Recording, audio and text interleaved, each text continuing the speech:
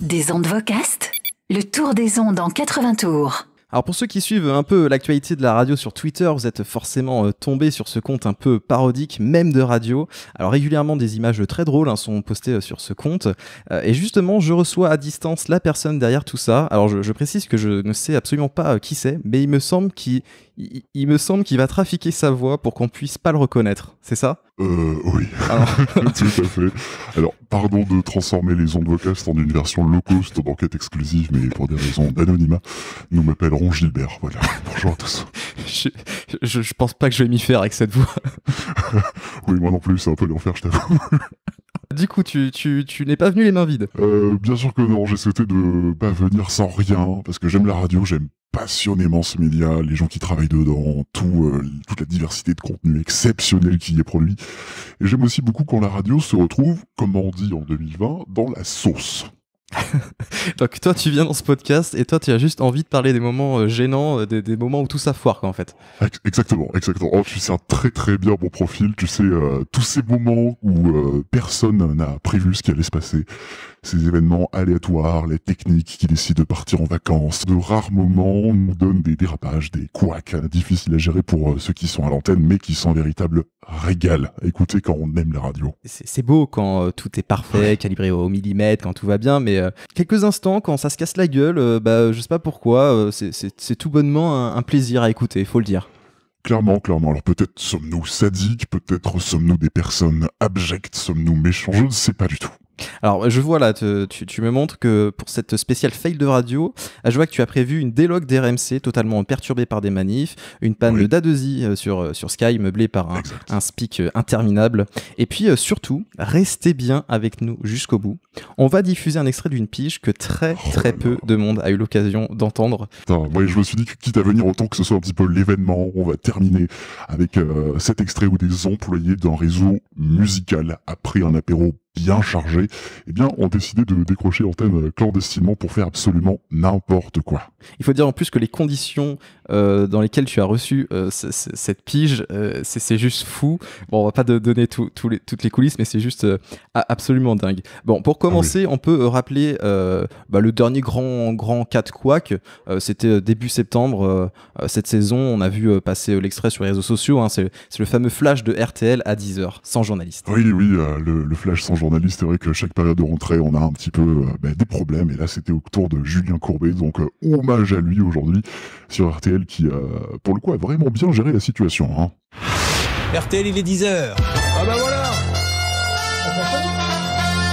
Par contre, nous n'avons aucune information concernant le journaliste qui fait les infos. S'il pouvait se présenter. Bonjour. Non, il n'y a personne.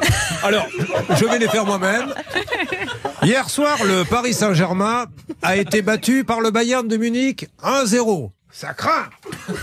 Donc nous avons quelqu'un à la rédaction. Ça ne nous est jamais arrivé en 22 ans, mais il n'y a pas de journaliste. Il n'y a personne. Il n'y a personne, je vous confirme. Je savais qu'il y avait eu quelques petits licenciements par-ci par-là, mais je ne pensais pas que c'est la rédaction entière qui est partie. Je pense qu'on a un gros problème technique de bug. Mais nous, on continue. Oui, on vient de me dire qu'il n'y avait personne, Julien. C'est important. Merci. Nous allons donc maintenant reprendre le cours de l'émission. Voilà, c'est là que tu vois que Julien Courbet, il a quand même un immense talent, car honnêtement, c'est un exercice plutôt difficile. Il s'en sort à merveille, je trouve. Oui, tout à fait. C'est vrai qu'il a réussi à créer un véritable moment de divertissement à la base sur un moment qui nous aurait tous fait paniquer. Faut avouer. Alors restons sur une généraliste pour ce qui suit. Le 17 janvier dernier, RMC posait son car régie à Béziers pour le show d'Alain Marchal et Olivier Truchot. Ah oui, le traditionnel tour de Gaulle des GG, des grandes gueules, la fameuse émission de débat populaire qui profitait du coup des élections municipales à venir pour aller un petit peu se balader partout en France. J'étais à l'écoute, ce moment-là, c'était fou. 9h du matin, l'émission débute comme d'habitude, elle se déroule, mais peu à peu on voit que elle est un petit peu perturbée et Alain Marchal nous explique pourquoi en fait. RMC, 2h midi, les grandes gueules, le tour de Gaulle des GG. l'Allegria. On a deux comités d'accueil, un comité d'accueil plutôt sympa ici pour le restaurant l'Allegria à la halle de Béziers. Et puis on va vous expliquer ce qui se passe parce que l'émission depuis qu'on a commencé depuis 9h ce matin est quand même pas mal perturbée. C'est-à-dire qu'il y a des manifestants à l'extérieur du studio. Je vois des drapeaux CGT, Sud, Solidaire entre autres qui veulent absolument rentrer en studio et prendre la parole. Sauf que c'est pas comme ça que ça se passe déjà. Alors oui, c'est un manifestant qui donc voulait parler à l'antenne, hein. La production leur a fait savoir que, non, en fait, hein, c'est pas possible, ça se fait pas, on ne prend pas l'antenne en otage comme ça, mais qu'ils pourront quand même intervenir en fin d'émission dans une séquence prévue à cet effet, en fait. Alors c'est vrai que nous, quand on entend ça, ça nous fait un peu rire, parce qu'on se met à sa place, c'est quand même une galère sans nom, une situation comme ça, et puis, bon, franchement, on se dit, bon, finalement, il s'en sort bien, la Marshall, quoi. Ah oui, sur le coup, on se dit ça, il gère bien, il continue son émission avec le sourire, mais en radio, il y a une règle, quand ça doit foirer, ça va foirer. Beaucoup plus de gens qu'il n'y en a à l'extérieur, mais vous voyez, ici, c'est le débat démocratique. Alors, on a les Feux d'artifice. bombes artisanales là, qui arrivent. Alors, on va être très clair. Si on a la sécurité des équipes techniques qui doit être aussi menacée, on va arrêter l'émission. Oui, donc RMC qui finalement devient Radio Beyrouth, des bombes artisanales qui commencent à exploser autour du restaurant qui accueille l'émission, des câbles sont débranchés, ce qui coupe instantanément la retransmission télé, puisque c'est aussi diffusé sur RMC Story, et on essaie quand même de poursuivre l'émission malgré tout, quoi. Hein. Ouais, je me souviens, il tenait plutôt bon quand même, mine de rien, l'antenne, enfin, jusqu'à un certain moment. On a du contrôle continu. Le contrôle continu doit démarrer là dans les semaines à venir. Bon, voilà, on va arrêter. Alors, je suis désolé. C'est pourquoi ? Parce qu'ils sont en train de viser avec des bombes artisanales le cas Régie. Voilà, on se réservera le droit de donner des actions judiciaires aussi. Voilà. Désolé, l'émission des DG va s'arrêter à cause cette fois-ci de l'intégrité physique de ceux qui réalisent l'émission. Donc désolé, les grandes gueules reviennent lundi entre 9h et midi. Désolé à Mibi Terrois et encore merci pour votre accueil. RMC. Le tour de Gaulle des Guignols. Et donc voilà, l'antenne est coupée en urgence, et donc là, qu'est-ce qu'on fait ? Imaginez un petit peu la sauce. Il n'est même pas 10h30, l'émission devait durer jusqu'à midi. Et RMC, c'est une radio de talk non-stop. Ça n'a pas de comblage. On n'est pas sur RFM, il suffit pas d'envoyer 2-3 compactés de Clara Luciani pour faire le meublage. Non. Donc deux options. Soit lancer un décrochage depuis le bar Le Petit Bouchon à Saint-Argentat sur Dordogne, ou alors demander à l'émission suivante de faire des heures supplémentaires. Et la première option aurait pu être sympa, mais je crois pas que ce soit ça qui a été choisi. RMC, midi 14h. Brunet Neumann. Éric Brunet. Laurent Neumann. Voilà un petit Brunet Neumann tout à fait extraordinaire, mesdames, messieurs, puisque nous étions tranquillement avec l'ami Neumann en train de préparer notre émission dans le studio d'RMC il y a quelques instants. Et puis on écoutait la radio, on a vu que nos camarades des grandes gueules avaient été tout simplement retirés d'antenne. Il s'est passé quelque chose. Est-ce qu'on est au téléphone avec Alain Marchal ? Alain, oui, je suis là, Eric. Ah, mais alors que s'est-il passé ? Donc, tu sais qu'on est parti pour un tour de Gaulle des GG. On connaît la situation sociale du moment. Et quand on a commencé l'émission ici à Béziers, au restaurant l'Allegria, il y a un groupe de manifestants qui est arrivé, CGT, Sud, qui a commencé à faire du bruit. Ils ont demandé à prendre la parole. Seulement prendre la parole en temps d'un coup de force, ça se fait pas. Alors, la suite n'était pas du tout sponsorisée par Ikea, mais Brunet Neumann, c'était à ce moment-là qu'on a vu leur niveau 240 en meublage d'urgence. Ils débarquent pour finir le boulot, Eric avec ses baffes de droite, évidemment. Il y avait que ça à faire. C'était compliqué de continuer une émission pendant 2 heures entouré par des manifestants. Un petit peu hostile quand même. Hein. Un petit peu. Alors on a parlé des généralistes, et ces extraits sont, on va dire, plutôt connus. On va passer à des extraits sur les musicales, avec le premier extrait qui vient de Skyrock. Oui, on va partir sur Skyrock et on va parler d'un problème qui est arrivé sur à peu près toutes les musicales à un moment donné en national. En même temps, quand on y réfléchit, une musicale nationale, ça tombe en panne facilement. Oui, on se demande comment d'ailleurs ces usines à gaz sont pas pour tomber en panne tous les 2 jours, hein, des infrastructures réseau hyper complexes, des serveurs et des bases de données par milliers dans des CDM qui font la taille du Stade de France. Alors c'est vrai que quand tu creuses un peu, tu te dis que c'est quand même un peu complexe ces installations. Ouais. une miette qui tombe sur un serveur pour une musicale et ça y est, hein, la machine elle est en PLS et la radio n'est plus capable de faire ce qu'elle est censée faire, c'est-à-dire jouer des power intro de Vitesse Slimane et d'autres musiques. Et ça, Mehdi de Skyrock par exemple l'a connu et on a fait les frais, ouais. Oui, en plus ça date un peu, hein, c'était en mars 2011, en semaine, sur les coups de 18h30 et il s'est produit ceci. Vindicated, best believe that when we done this moment will be syndicated. I don't know. It's rap and R&B non-stop.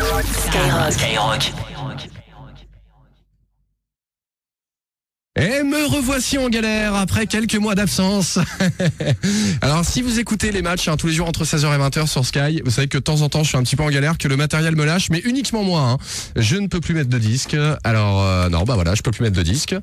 Je vous présente Jean-Pierre qui est de la technique. Tiens, je vous présente Fred également qui est là. Ça va, Fred? Alors Mehdi, qu'est-ce qui se passe? Tiens, tu peux participer un peu. Et il arrive toujours des galères en plus. Et voilà. Je me souviens d'un long moment de solitude. C'était combien de temps la dernière fois? Écoute, c'était au mois de septembre là. Est-ce que tu sais? Prends un disque sinon, prends un disque. Attends, je peux peut-être faire un truc. Mehdi, prends un disque sinon. Wow, Jean-Pierre qui vient de se scratcher. Jean-Pierre qui vient de se casser la gueule. Tiens, Fab, va mettre Bruno Mars, la Grenade, dans le studio de Planète Rap, puisqu'on a deux studios à Sky. Hein. Il y a le studio là où je suis actuellement qui marche pas, et le studio de Planète Rap qui, j'espère, va marcher. Bon, Bruno Mars, Grenade, Fabulous, tu m'entends dans le studio de Planète Rap ou pas? Easy come, easy go, that's just how you live. Ce moment de radio est juste exceptionnel, hein. Bien sûr, l'animateur qui prend la parole en panique après un blanc, les techniciens en sueur qui se cassent la gueule dans le studio tellement ils doivent courir partout. Mais là, on se dit, ça y est, tout le réseau n'est pas foutu, on a pu envoyer un disque, une solution a été trouvée, soulagement. Eh ben, pas du tout, parce que moins de 15 minutes plus tard, il se produit ceci.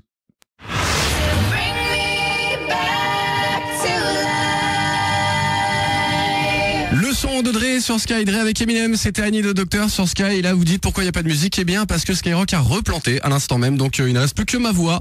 Je peux plus rien envoyer, ni jingle, ni musique, voilà. Donc seule ma voix passe dans les ondes actuellement. Tu es magnifique Mehdi, putain. Et on a une belle voix quand même, hein, quand il n'y a pas de musique en dessous de nous là. Pas mal, hein. Alors le match, je vous rappelle aussi, on va peut-être filer les résultats puisqu'il est 19h. Aïda qui est au standard, que vous avez tous les jours au téléphone, qui a gagné le match? Section d'assaut. Section d'assaut qu'on n'écoutera pas bien sûr puisqu'on n'a pas les titres. Voilà, donc imaginez-vous section d'assaut par deux fois. Ouais, genre à 20h quoi, quand le problème sera réglé. Alors c'est bon, c'est calé ref ou pas? Ouais. Ça devrait être ça. Les lecteurs CD quand même, il y a que ça de vrai. Hein. Parle pas trop vite. Attends. Test des lecteurs CD, attention, 3, 2, 1. Ouais, ça marche.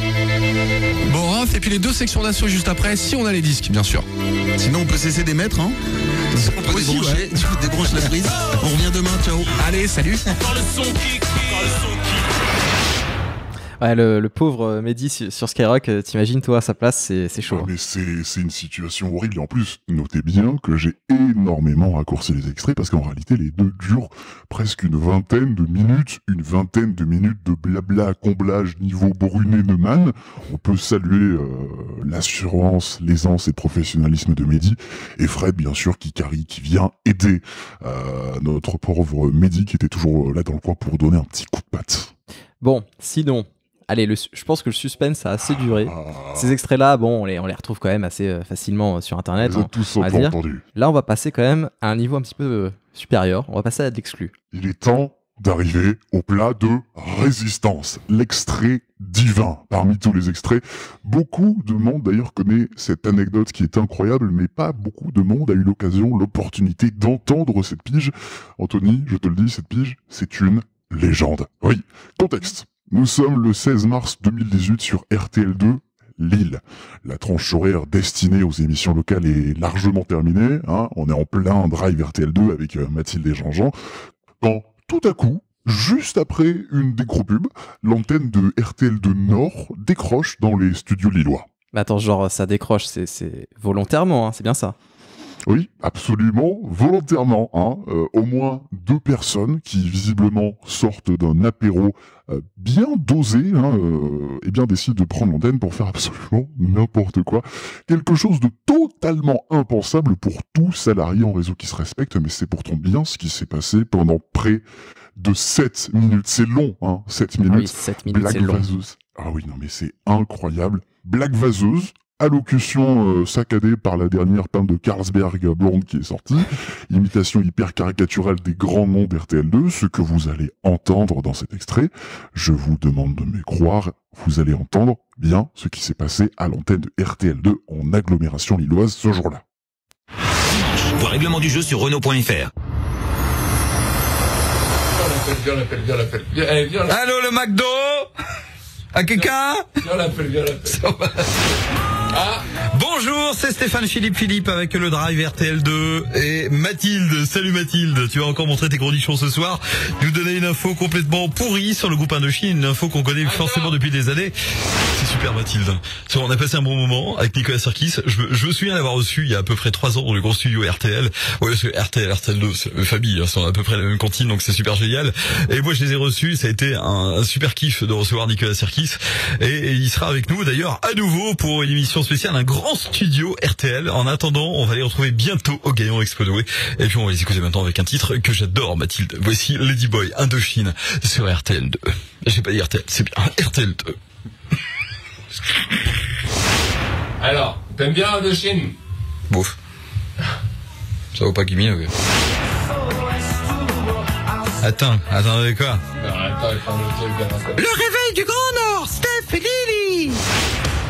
Ouais, salut, c'est Grégory Hacher. Bon, attends, tais-toi Justine, c'est moi le mec, c'est moi le chef de l'émission, c'est moi le producteur de l'émission, donc c'est moi qui parle. Donc toi, t'es là pour rire, d'accord? On est d'accord. Allez, Traffic Girl avec un Indochine. Salut, c'est Grégory Hacher, c'est moi, le super mec, le beau mec. Tu te souviens les boules quand même, avec le loto sur France 2? Et c'était moi, le Bachelor sur les chaînes de télé du TNT que personne n'a vu. C'était moi aussi, oui, c'est moi, je suis le beau Grégory Hacher. Justine, ta gueule, t'es là pour rire. On va écouter Indochine. Je les recevrai bientôt, enfin, du moins, c'est plutôt Indochine qui va me recevoir bientôt dans le double expresso RTL2. Traffic Girl, c'est maintenant sur RTL2.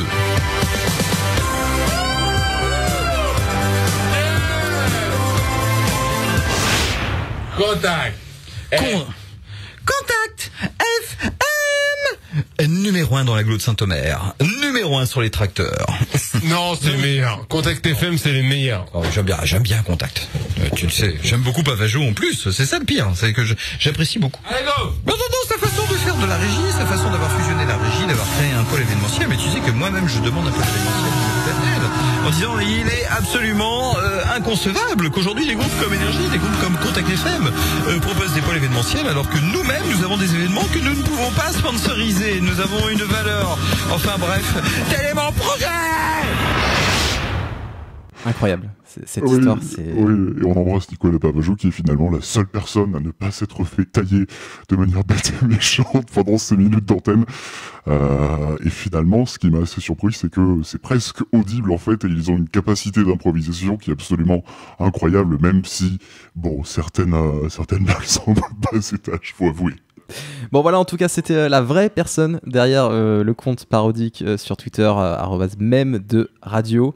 N'hésitez pas à le suivre et surtout n'hésitez pas à partager ce podcast, à commenter. Peut-être qu'il y a des subtils indices sur ton identité dans cette intervention. C'est bien ça. J'invite évidemment tous les auditeurs des ondes Vocast à lire entre les lignes. Peut-être que des secrets s'y cachent, peut-être que des chemins vous mèneront à la vérité. Salut. Des ondes Vocast.